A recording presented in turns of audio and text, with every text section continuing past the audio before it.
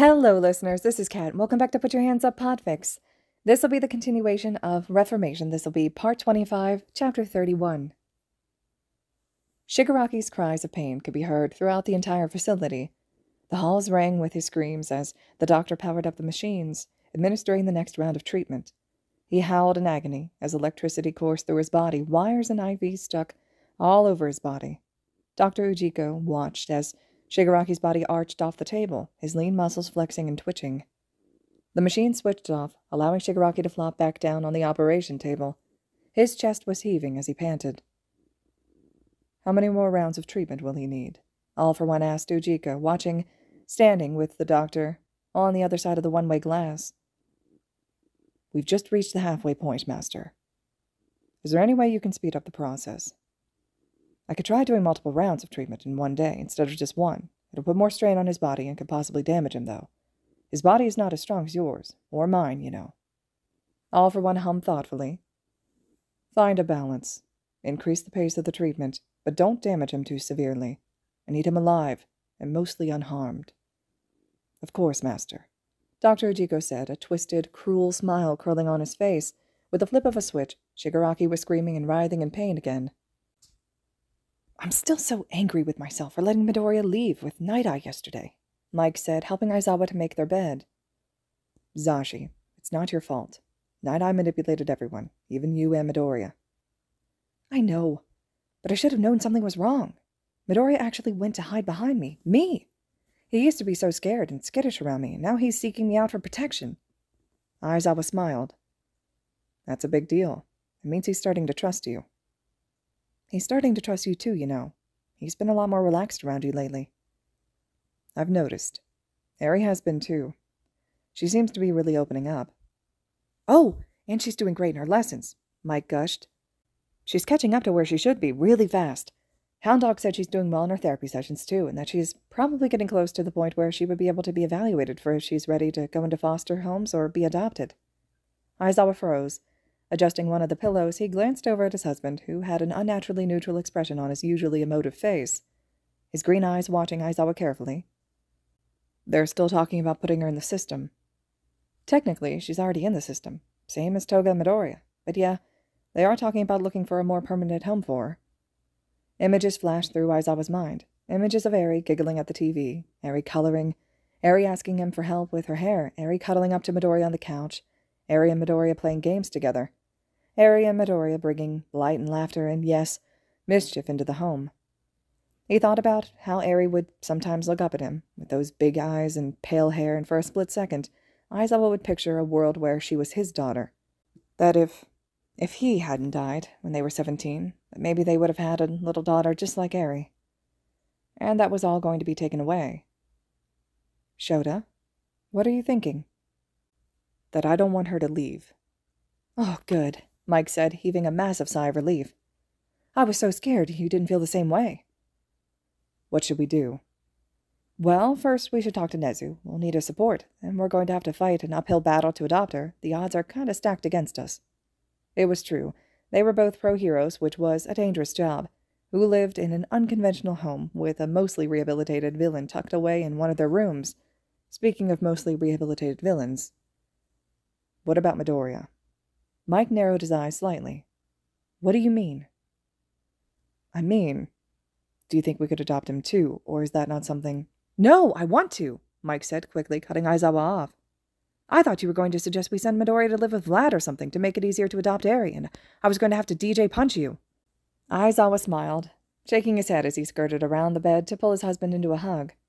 No, I would never suggest getting rid of one of our kids.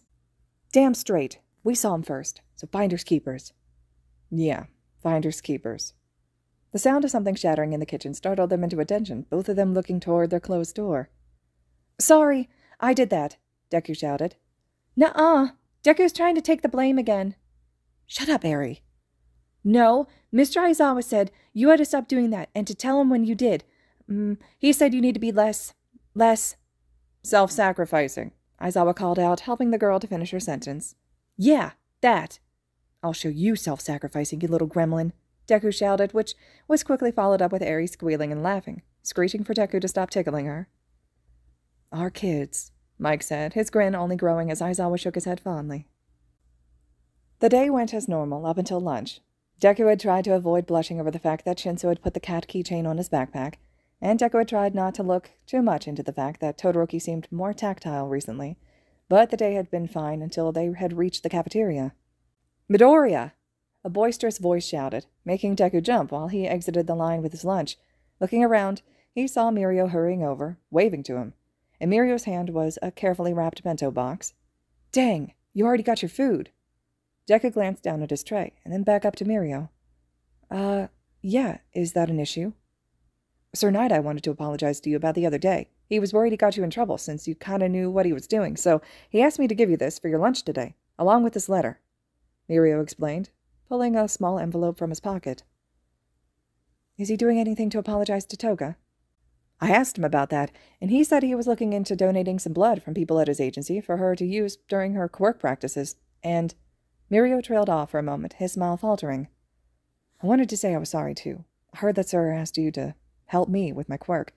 I'm sorry that he caused all the trouble, just because of me. You don't need to worry, okay? I can handle my quirk on my own." "If you're having issues, I can—" "Don't worry about it. Seriously. Now here, you can have the bento for dinner or something. I took a peek inside just to make sure Sir wasn't pulling any more tricks, and the food looks super good. It'll last till the end of the day, too." Mirio then shoved the bento in an envelope toward Izuku, getting him to take it before waving and running off to catch up with his own friends. The bento felt heavy, heavier than one would expect. Deku set his tray down on a nearby table and shucked his backpack off, placing the letter and bento inside. He didn't need his friends to see and get curious. He'd wait until he got back to his room that night and open them in private to see what Night-Eye had to say. If Night-Eye was still being an ass, then maybe Deku would tell someone. Mike and Aizawa both seemed to care about him for whatever reason, and seemed to want the best for him. And so Deku waited. He waited until he got back to his room that night, convincing Eri to go ask Aizawa to play with her for a bit, and he finally opened the bento. The food was a little messy, having been shifted around while the box was in his backpack, but it was probably still technically edible. That didn't mean Deku was going to eat it. He knew better than to eat food from strangers, especially without Toga there to sniff test it. Instead, Deku poked around, searching for what made the little box so heavy. There, buried beneath some rice, closed inside a little plastic baggie, was a cell phone. It wasn't brand new, likely one of Night-Eye's old phones, but it had a decent-sized touchscreen. A small cable to charge it with was tucked in with the phone as well. Deku set the phone aside and opened the letter, hoping it had more of an explanation. "Midoriya, my apologies for putting you in that position yesterday. As a show of goodwill, I hope you can accept this gift. Relationships with your fellow heroes are important, the key to them being hard work. Hope you can forgive me. Sir Night-Eye." Deku tossed the letter aside and opened the baggie with the phone. Lighting up the screen, he was met with an image of All Might in all his glory. Wrinkling his nose, Deku tapped the screen to pull up the keypad to unlock the phone. 9675. Work. The phone unlocked on Deku's first try. A small blinking icon in the bottom of the screen drew his attention. Clicking on it, an email popped up, addressed to him. "Midoriya, I do apologize if you got into any trouble. That was not my intention. But I have found a way for you to hold up your end of our bargain. I can send you videos of Mirio, which you can watch on this phone. You can analyze his quirk and send me the information needed to help him. I have covered the cost of the data and service of this phone, so you will have no problem using it. I have blocked access to most websites, and the phone will not call or text anyone besides myself, though we will mainly be communicating via email. Attached is your payment for your service. Sir Night-Eye." With a shaking hand, Deku clicked on the attachment. The screen was filled with an image that stole the breath from his lungs.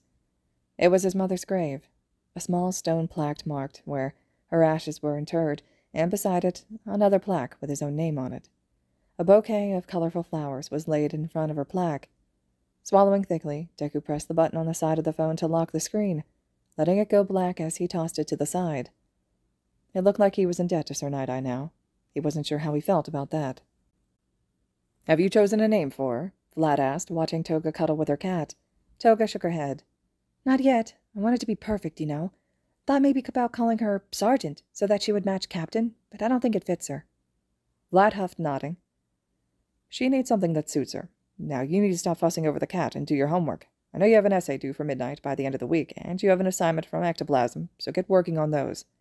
I'm going to be working on some grading, so if you have any questions, come ask me." Nodding, Toga set the cat aside and skipped off to her room, already running possible essay topics through her head. After collecting her backpack, she made her way back to the living room, only to stop in the doorway, surprise coloring her expression. Vlad King was sitting at the dining room table, his papers spread out in front of him. Instead of looking at them, though, he was looking at the cat, who had climbed up onto the table and was staring at him expectantly. "Are you looking for something?" Vlad asked the cat, his tone dry and calm, as though he were speaking to a human. "I don't have any food, so if that's what you want, go bug Toga. She's soft on you." The cat cocked her head and meowed quietly. "If you're going to sit up here, then help me with grading. Do you know anything about hero laws? What about ethics? No? That's too bad." Purring, the cat leaned forward and pressed her head into the side of Vlad's large hand. "Oh, you want to be pet some more? Fine, here you go," Vlad said, roughly scratching behind one of the cat's ears. When he set his hand back down, the cat looked at him again and meowed, stepping closer. "I've got things to do. Maybe I'll pet you some more later. In the meantime, if you can't help me with grading, then help Toga with her homework." Finally, Toga giggled, startling Vlad and making him jump a little in his seat. The cat spun around, crooked tail sticking up in the air. "She can't understand you, you know," Toga laughed. "You don't know that. She could be like Nezu." "If she was, then she wouldn't have gotten herself stuck in a tree." Vlad frowned, glancing down at the cat. "You have a point," he grumbled. Reaching out, he scooped the cat up with one hand, safely cradling her as he lifted her to eye level. With a stern expression on his face, he began to speak. "Listen closely, cat. Don't go climbing any trees, is that clear? If you get stuck again, I'll have to climb up to get you, and then neither of us are going to be happy." The cat reached one paw out and gently booped his nose. "Glad we understand each other." Toga laughed again as she stepped further into the room, settling herself on the couch to do her homework. The cat trotted over, weaving her way between Toga's legs before climbing onto the couch to sleep. Toga reached a hand out to pet her. "I think I know what her name should be," she said. Vlad looked up from his worksheet he was grading. "Oh, yeah? What is it?" "Queen." "Queen? Why?" "Well, you're king, right? That means the apartment's your kingdom. You already have a captain to defend it, but you don't have a queen, and every kingdom needs a queen, so I think it's perfect," Toga explained, her yellow eyes still fixed on the cat as she stroked over her soft ears. Vlad watched the girl he had come to think of as his daughter as she fussed over the skinny cat. It was such a domestic scene, one he never thought he would have in his life. When he was younger, he fully expected to die before he made it to 25. He figured a villain would catch up to him and kill him within his first few years as a hero, so he'd never bothered dating. Not that he had much interest in dating anyways, but when people suggested it to him, he'd brush them off, saying he couldn't with his career. But just because he wasn't interested in having a partner didn't mean he didn't want kids, and so when he turned 25 and hadn't been killed yet, he started to actually think about his future. With his line of work, and being single, he knew no one would ever let him adopt, so he decided to do the next best thing, become a teacher. And that made him happy, even if it wasn't exactly what he wanted. Most kids were scared of him, so they rarely spoke to him about anything besides schoolwork, but it was good. It was the closest he'd ever get to fatherhood, he thought.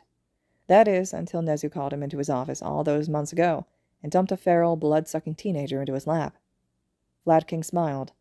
"Yeah, it is perfect." "All right, settle down," Aizawa said, walking into the classroom on a bright morning.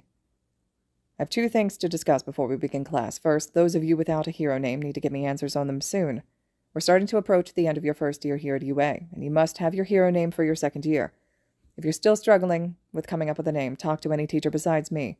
Next, a quick reminder that tomorrow is Parent Visitation Day for the Hero course. All of your parents were reminded a week ago and will be sent an automatic reminder today. The support course is having their Parent Visitation Day today, so if you mess up your gear, you'll have to wait to get it repaired. And stay away from the support course dorms. I'm sure that all parents are trustworthy, especially since Nezu did background checks, but that doesn't mean that they won't be curious about our new additions to the Hero course. Word has spread at this point, and it wouldn't surprise me if some of the nosier parents were to go snooping. Any questions?" "What time are our parents getting here?" Kaminari asked, raising his hand. "We will be allowing them to come on campus starting at 8 a.m. Kaminari's face went pale. "I'm going to be up all night cleaning my room." Laughing, Zero shook their head. "You should stop letting your room get so messy, and then you wouldn't have to worry about your parents seeing it." "I don't do it on purpose. It just gets like that on its own." While the two started to bicker, Aizawa watched with a tired expression. Deku bit at his lip thoughtfully. He needed a hero name. When he was little, and still had hopes of getting a quirk, he dreamed of calling himself a variety of different names. Some of them related to All Might, since Deku had been such a big fan, and then some were matching names with Bakugou. At one point, The pair thought they would be called the Wonder Duo, and then Bakugou got his quirk and Deku never got one, and everything fell apart. Shinso leaned over, giving Deku a soft smile. Do you have any ideas for your hero name? Deku shook his head. No clue. I probably should have been thinking about it, but I had other stuff on my mind. That's fair. I struggled coming up with mine, but ended up settling on Mind Freak. Enough people called me that growing up, and I wanted to take it back. Plus, it doesn't give away my quirk, which was important. Makes sense. That's kind of how I chose Deku when I ran away from home. Everyone called me that since the way my name is spelled could be read as Deku, and, you know, I'm quirkless, so I'm useless. Maybe I should just keep that and use it as my hero name. You're not useless, Shinso said with a frown. You never have been. I think you should choose a new name. Not because I think you should be ashamed of your past or try to hide it, but because I think you deserve better. I think you deserve better than to be constantly called useless.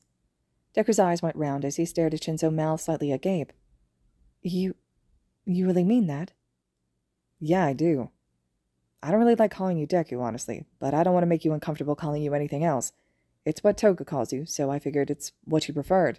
Until you tell me differently, then I'll call you that. But just keep in mind that when I say it, I'm not calling you useless. I'm just calling you my friend. The sounds of shouting and slamming doors startled Deku awake. For a split second, he thought he was back in the League's hideout. His eyes flew open and he sat straight up in bed, breathing heavily. It took him a moment, but after looking around the room and seeing that he was in fact safe in the Aizawa Yamada apartment, he felt himself relax. A knock at his door caught his attention. Deku! Eri called excitedly. Hawks is here! With a smile, Deku scrambled out of the bed and bolted out of his room, scooping Eri up on the way and making her giggle. There he is! My hero! Hawks shouted, his wings puffing up. The feathers seemed thicker and almost more vibrant. His skin had a healthy glow to it, and his smile was the biggest Deku had ever seen, and instead of wearing the designer clothes he was known for, he wore a pair of loose, comfortable jeans and a garish, multicolored sweatshirt with a cat face printed on the front.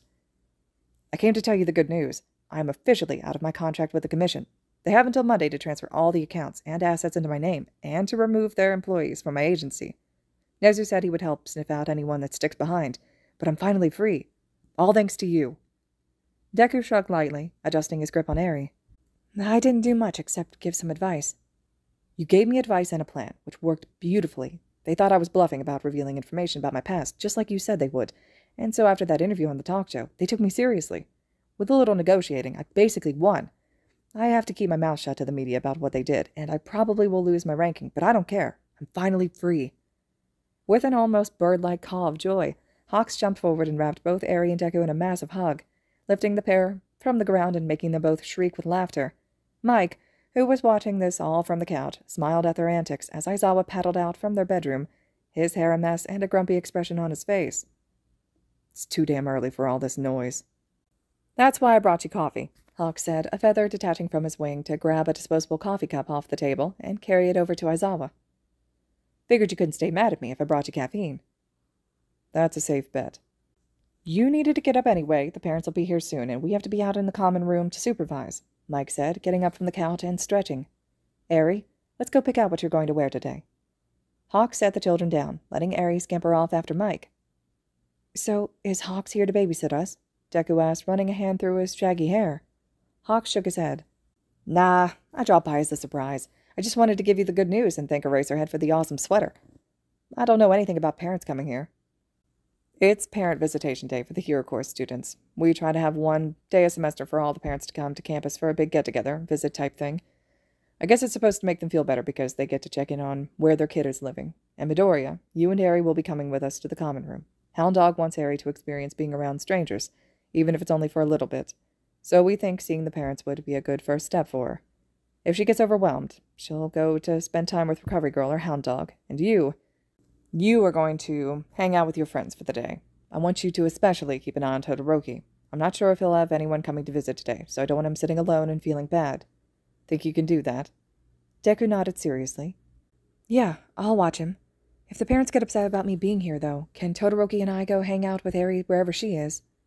Sure, but I don't think anything is going to happen. Go get dressed and don't wear anything too weird. Once Deku was out of earshot, Hawk shot Aizawa a calculating look.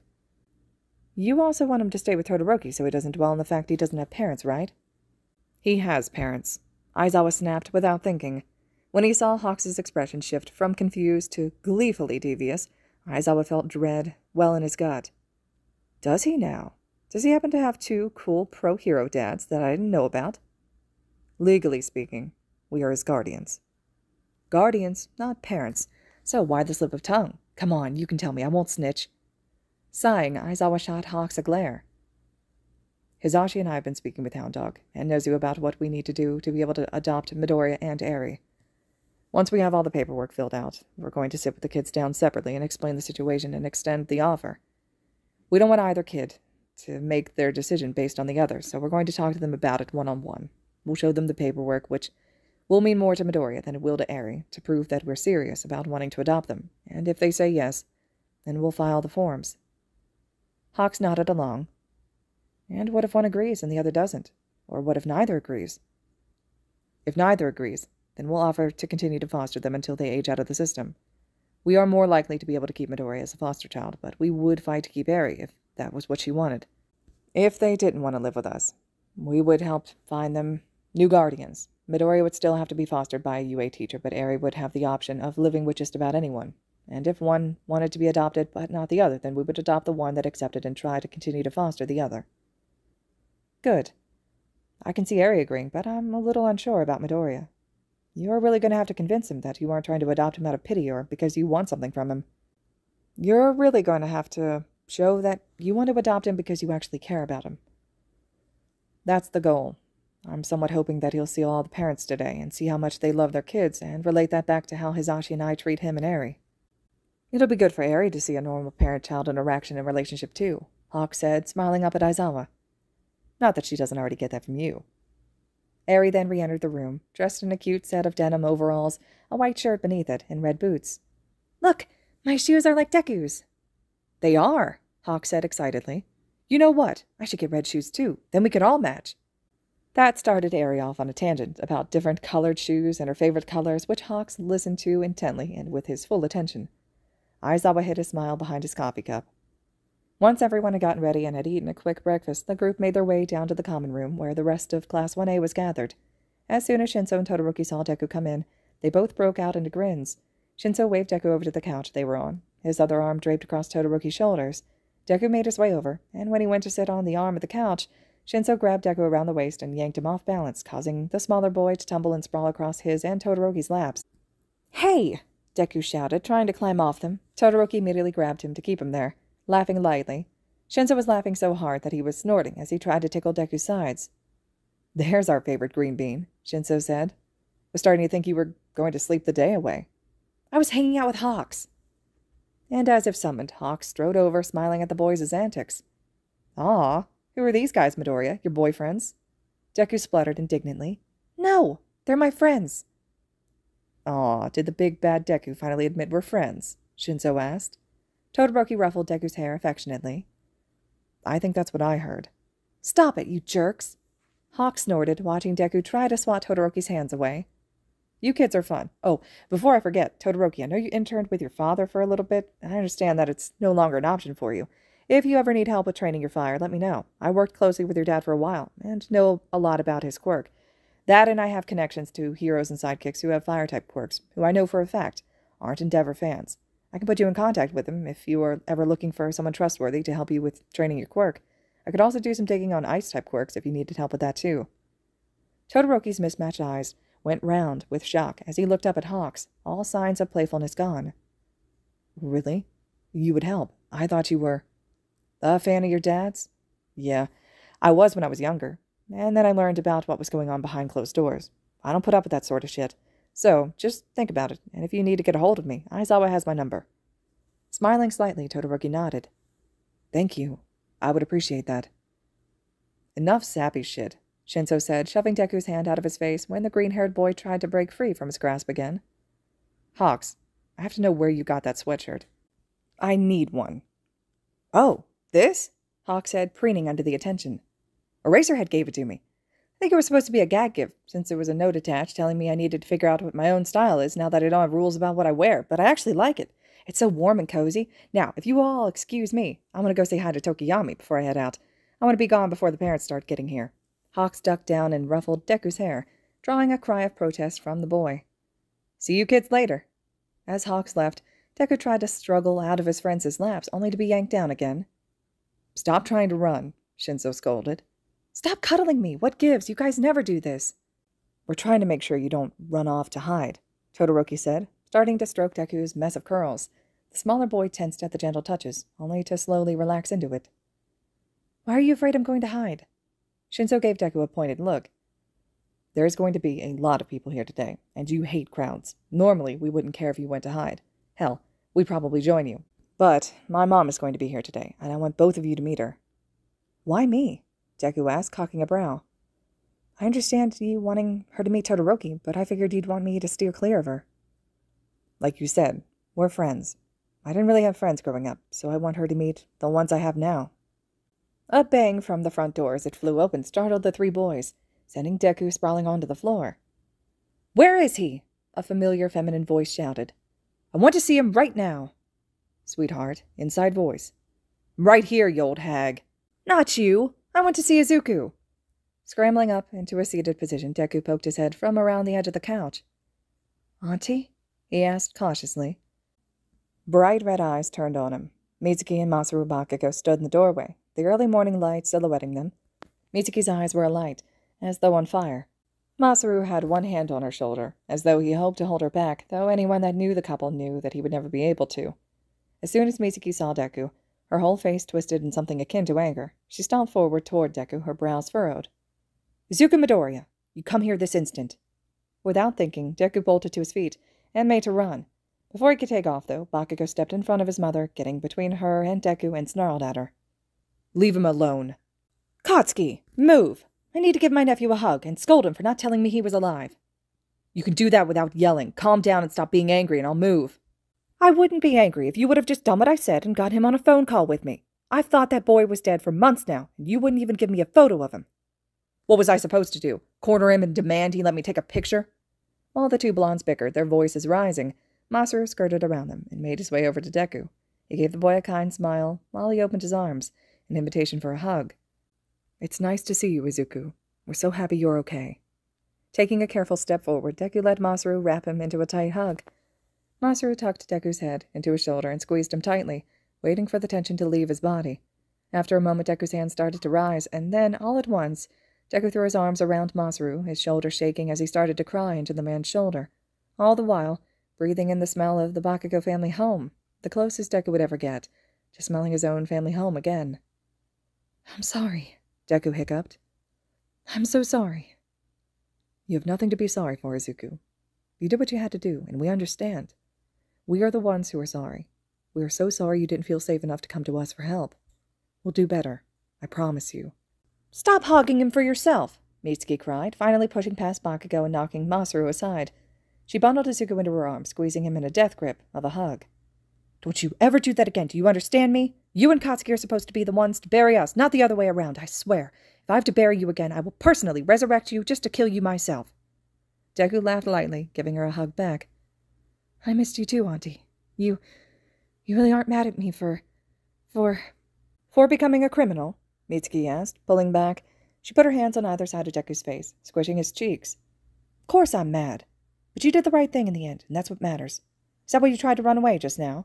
Because you thought I was angry?" Deku awkwardly nodded, his face still being squeezed.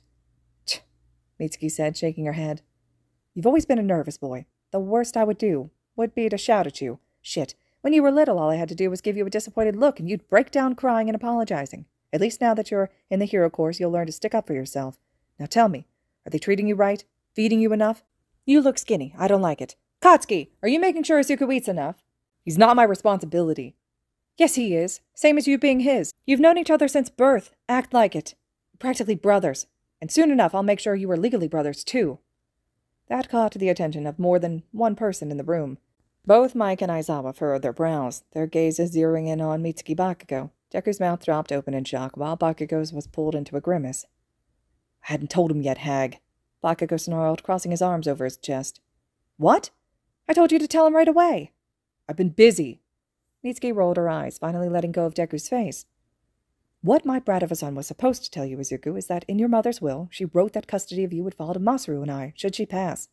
As soon as Katsuki told us you were alive and at UA, we contacted our lawyer and started the process to get approved as prospective adoptive parents.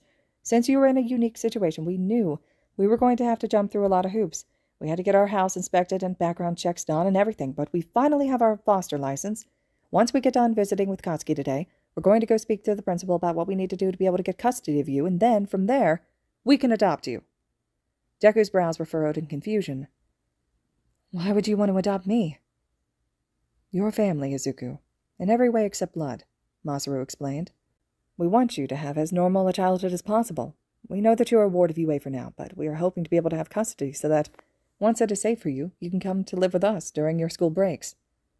Taking a nervous step back, Deku's eyes flicked between Mitsuki and Masaru before finally locking with Bakugou's stern gaze. Bakugou's red eyes were searching Deku's face, as though he were trying to gauge for a reaction. Whatever he saw in Deku's eyes, he didn't seem to like, as his face twisted and he shouldered past his parents. Why'd you guys have to go and dump all this on him as soon as you see him, huh? Bakugou snapped. Maybe he doesn't want to live with us. Ever think of that?